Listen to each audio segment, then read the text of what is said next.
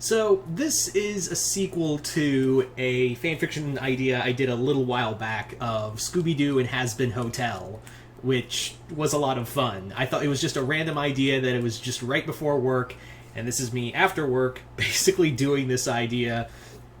And I thought it'd be kind of like, I was just thinking the other day, wouldn't it be kind of fun to do a sequel to that, like another Scooby-Doo Hazbin Hotel story? Like, I just thought that'd just be kind of like a lot of fun to throw out there for everyone to kind of like just to get everyone's thoughts on. So here we go.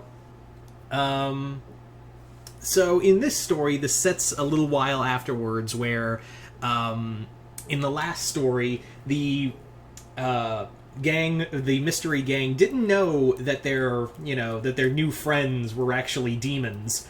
And in this story, essentially what this is just another fun adventure with all of them. And here we start off in our story. We start off in hell. We basically are back in hell, and everyone's bored. Like, everyone's like, it's just kind of a mundane day in hell. Which mundane day in hell is essentially, murder, mayhem, and all that. And everyone's just kind of bored. Like, no one knows what to do. And then Charlie basically throws out this idea of Charlie just throws out this idea of like, hey, do you guys remember those fun people we met back on Earth? And everyone's like, yeah, let's go say hi to them. If we're not doing anything, like, wouldn't it be fun to just hang? Because they loved hanging out with Mystery Inc. They want to go back up there and see them again. So they teleport back, they go back to Earth and go looking for Mystery Inc. Meanwhile, Mystery Incorporated is already, solved another mystery with a monster, and essentially what they're doing is just kind of just hanging out at a local malt shop, and that's where the Hazbin gang runs the Mystery Gang once again, and everyone's like, oh my god, hi! Holy crap, it's been so long! Shaggy's like, hey, Al, how you been? And he's like, don't touch me. Yeah, Alistair enjoyed spending time with all of them, but he still has personal space rules. He's like, hey, high five, Al. No. So if you're wondering who in the Hazbin gang is there, it's everybody: Angel, Charlie, Vaggie, Alistair, Husk, and Nifty. So the entire crew is all there, and basically they're like, yeah, we just got off of a mystery, we just solved another mystery of a monster, it wasn't as fun as our time with the solving the mystery of the radio demon. Whatever happened to that guy anyway? And Alistair goes, oh, maybe he had an accident. Who knows? And Charlie's like, Jesus Christ, Al. Anyway, so as they're all because initially they're just here to hang out and just have a lot of fun, they're just catching up because they're like, you guys are so cool, we like hanging out with you. It's then that this person comes up to this guy comes up to him and was like, I'm looking for Mystery Incorporated. I need help. He basically tells them, I have a mystery that needs solving, and the police won't believe me, so I need your help.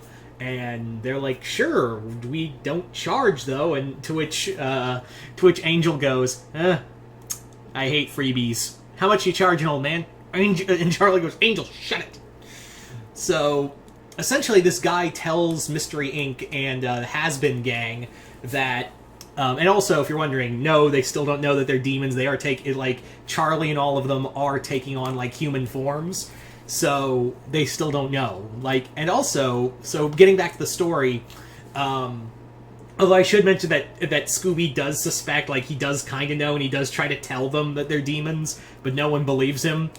So in this, the guy tells them that he comes from he's inherited a mansion from his estranged aunt, and she was accused of witchcraft, and he says her spirit haunts the mansion, and Fred and everyone else, Fred and Velma are like, okay, this is our standard, who's trying to get the money or who wants the diamonds or whatever. This is this is haunting 101.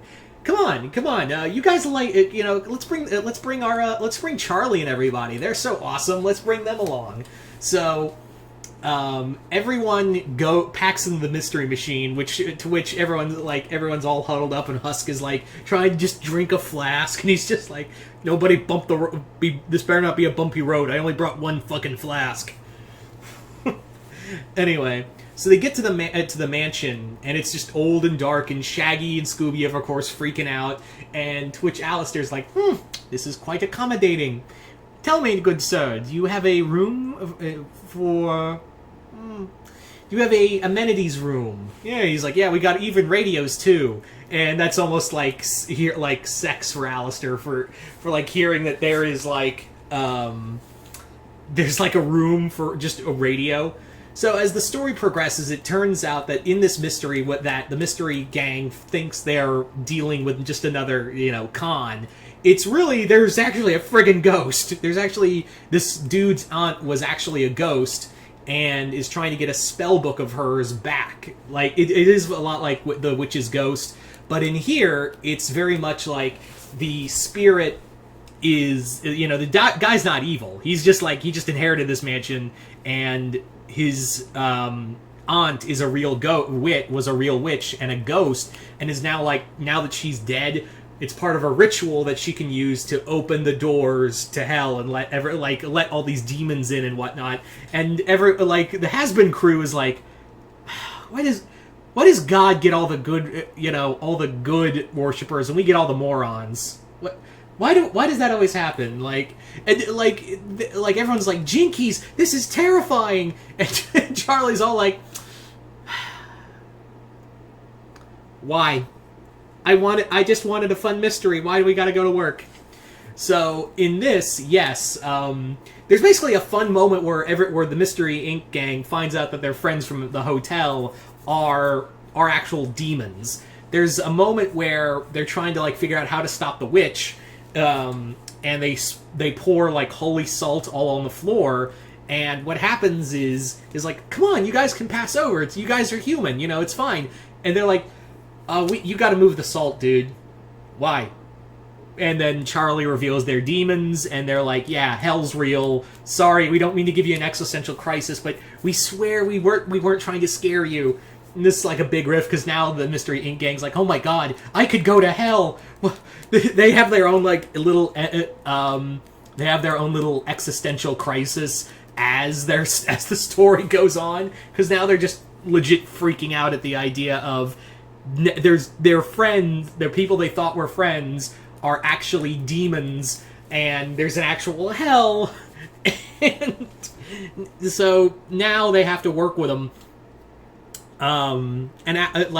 Charlie's like, look, we are so sorry we lied to you, but really, you guys, we weren't lying when we said we wanted to be your friends. And Alistair was like, I just tolerate you all. I just don't want to eat you. Like, I just have no desire. I've just lost the desire to eat you, and I've enjoyed your company. It's quite entertaining. And Husk is just like, I could give a fuck. I just want to go home. So it turns out that the book that the witch wants is actually a grimoire, not unlike the one from Hazbin Hotel. In fact, it's the same volume. It's it's the same book set. It's just a different volume. Only instead of laying imps into heaven onto Earth, this one just opens straight up doorways to hell and other nightmare dimensions, kind of like Lovecraftian eldritch nightmares. So with everyone, with now that they actually, but here's the thing: is now they're like, hey, we have actual demons on our side. Let's now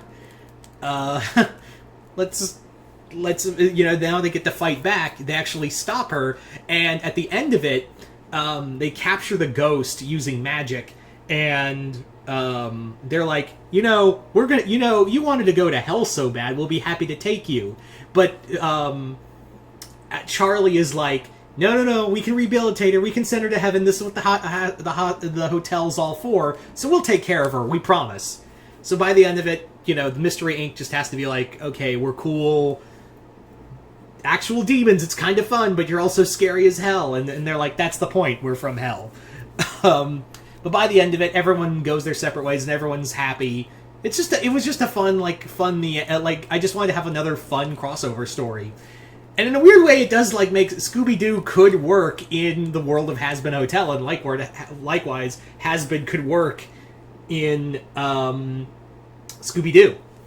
So there you go. So you guys tell me in the comments below, what did you guys think of Hazbin Hotel, this second Hazbin Hotel Scooby-Doo crossover? Like it, hate it, comment below, let me know. And as always, if you haven't already, go check out my Patreon to become a patron there. And once again, I am Mr. Multiverse. I'll see you next time in the Multiverse.